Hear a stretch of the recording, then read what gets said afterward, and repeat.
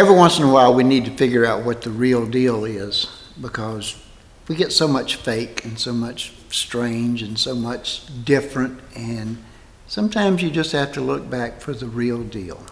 And so, the real deal. Mary had a pure heart, no reason to atone, but Mary was a poor girl, no dowry of her own.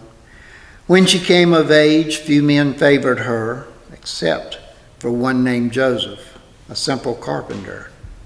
Elizabeth, her cousin, in whom she could confide, was older and much wiser, and she took Mary aside. Elizabeth had no children, though getting on in years, and she explained the facts of life and eased all Mary's fears.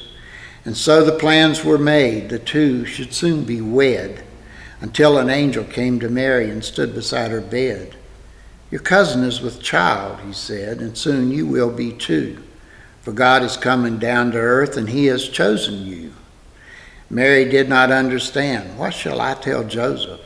The angel smiled. Leave him to me. He'll understand enough. During that time, it was the law that all men should be counted.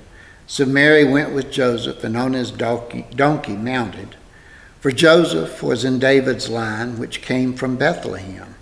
And Mary, swelled with child, was now a part of him. The trip was long and treacherous, but she did not complain, and by the time they got there, she was in much pain. They looked about and inquired of some place they might rest, but the innkeeper was full, and his stable might be best. So they settled round a manger, and Joseph spread fresh hay, neither understanding the importance of that day.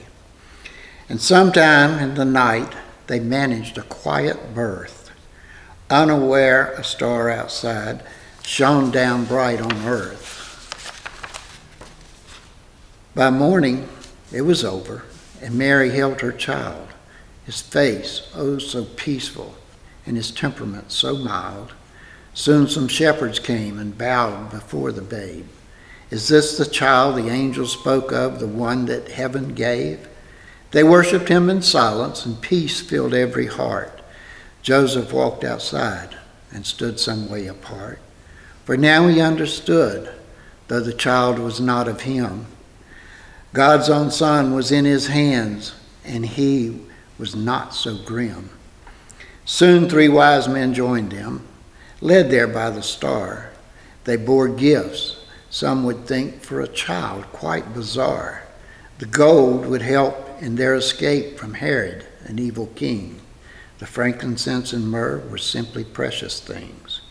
And that is how that first Christmas was spent in Bethlehem, with camels, sheep, and wise men there to worship him. So as you open precious gifts and feast on lavish meals, take some time to think about Jesus, the real deal.